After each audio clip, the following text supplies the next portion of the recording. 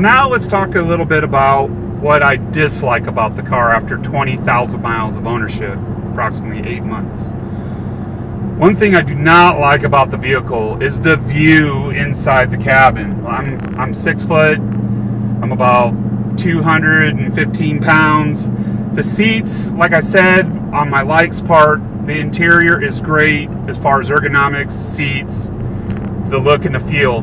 Looking out of this vehicle, it's kind of a pain in the butt. And I'll explain to you why.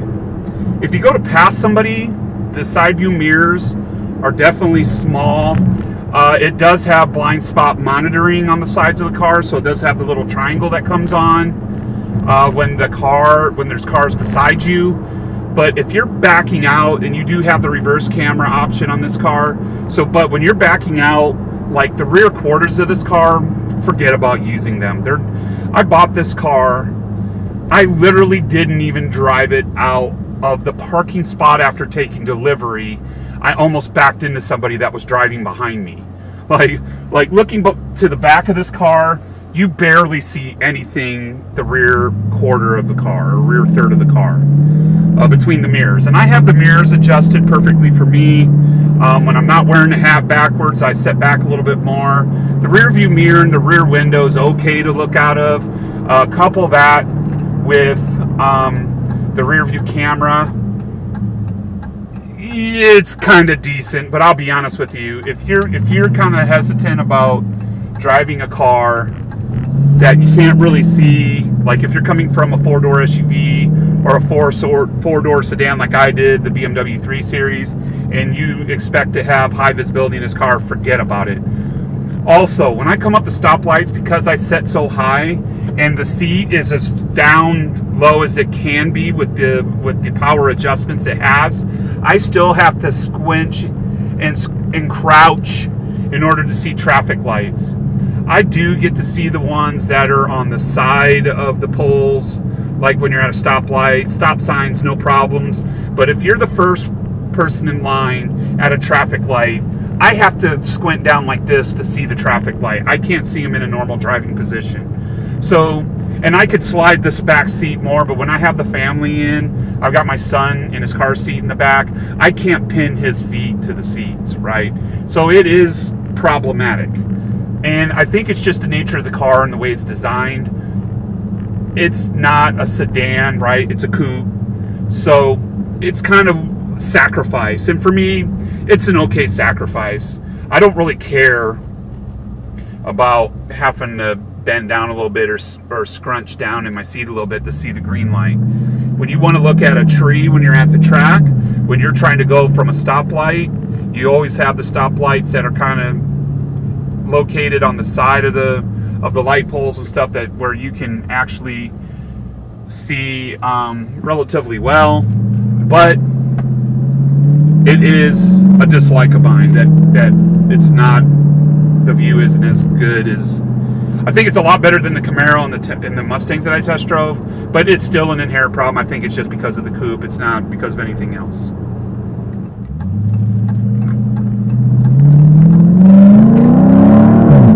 Alright, so dislike number 2, and this is something that every single person that owns a Challenger complains about, unless you have the Dynomax package on the Scat Pack, or you have a Hellcat or a Demon, is traction, the tire size. When I first bought this car, I took notice of the tires, and I think it comes with Goodyear, Supercar F1, yada yada yada OEMs, and they're only rated at 22,000 mile tire.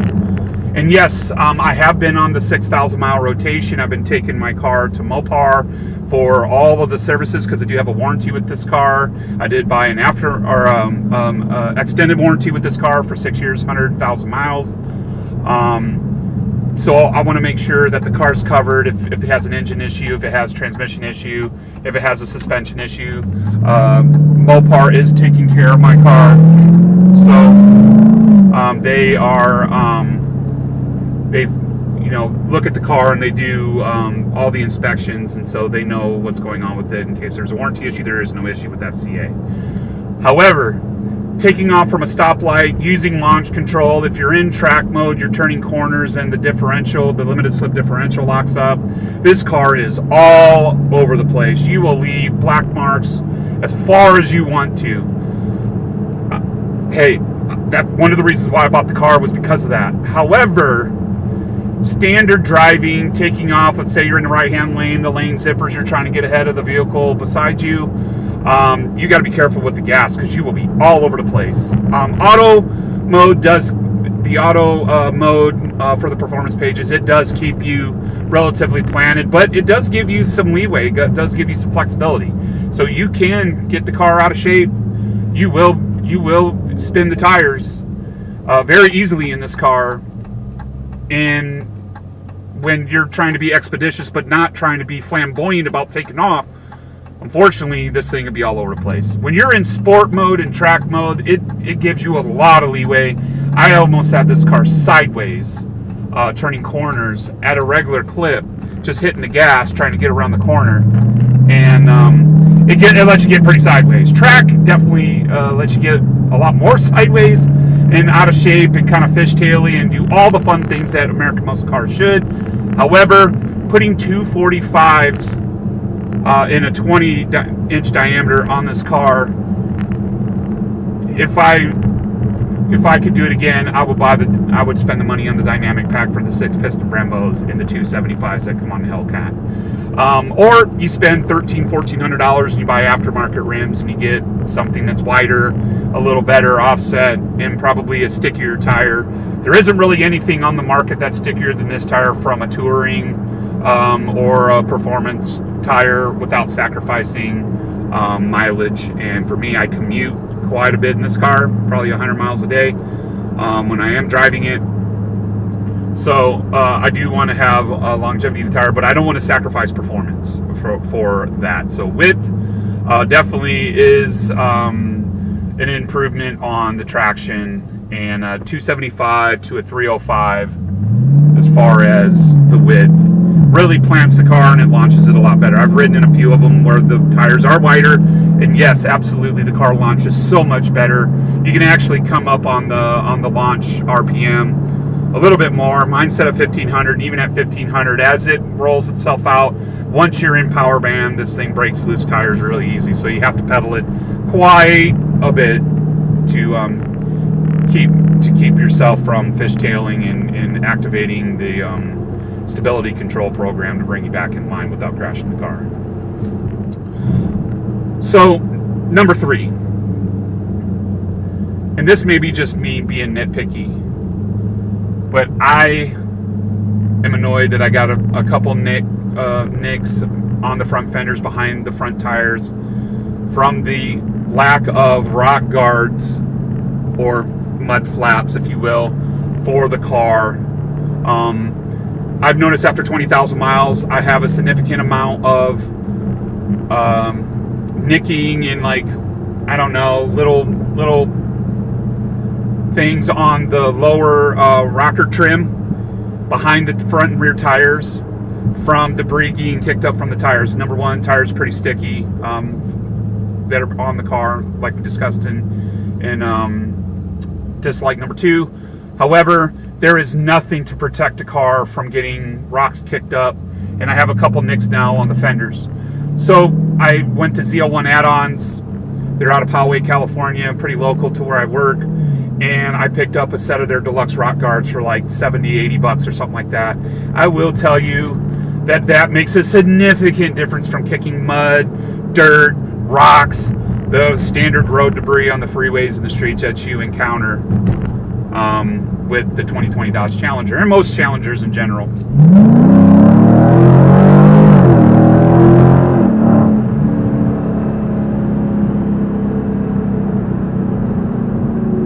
The guy just kept hitting the brakes, didn't know where he was going. Anyways, so I added the ZL1 add-on rock guard kit. It made a huge difference with keeping dirt, grime, and things hitting the car. I just wish I would have got them sooner. So if you're buying yours brand new, I recommend that kit to everybody. Don't skimp out. Get the ceramic coating, get everything that you can. I waited a little bit before doing it and I regret it, so I'm going to pass on my regrets to you. Please add those to the car right away. Protect your car as much as possible, because, well, if you're anything like me and you're financing the car and you're going to keep it a long time, you're going to want it to look like new for as long as possible. Number 4, and number 4 for my dislikes kind of coincides with one of my likes, which is performance. But the one thing that I dislike about the car is if I want to go further in the build, the first thing I'm going to have to do is I'm going to have to buy an aftermarket ECU that's unlocked to plug a tuner into the car to do some tuning. And I understand from a pros and cons perspective why FCA did this. Number one, it keeps us from blowing engines up and them having a whole lot of warranty claims because we tinkered with the ECU of the car. It's already wicked up quite a bit, right? The 6.4 liter Hemi is already wicked up a bunch. And they don't want people going in there and doing it even more and blowing the engines and ruining engines and having an excessive amount of warranty claims. That being said, it makes the car extremely reliable when we're not going in there tinkering with things that the average owner shouldn't be tinkering with, right? I live in Murrieta, California. There's a couple tuning shops, Sheepy Race being one of them, that I could take the car to.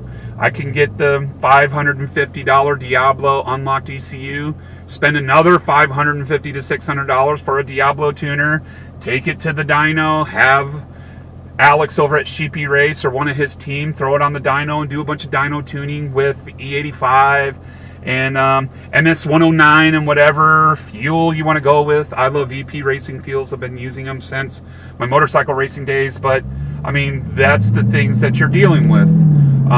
And Dodge doesn't want to deal with it because the cars are already bananas enough.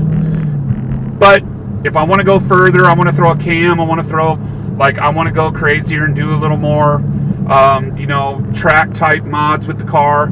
I can't do anything without spending over, $1,200.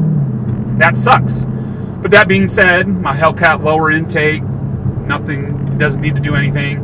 When I change the mufflers or the exhaust, I don't have to do anything. It's in its wheelhouse to accept those mods. But once you start doing some of the additional bolt-ons and start going into engine internals and things like that, absolutely you're going to want to spend $1,200 on that mod because you won't be able to do anything with it.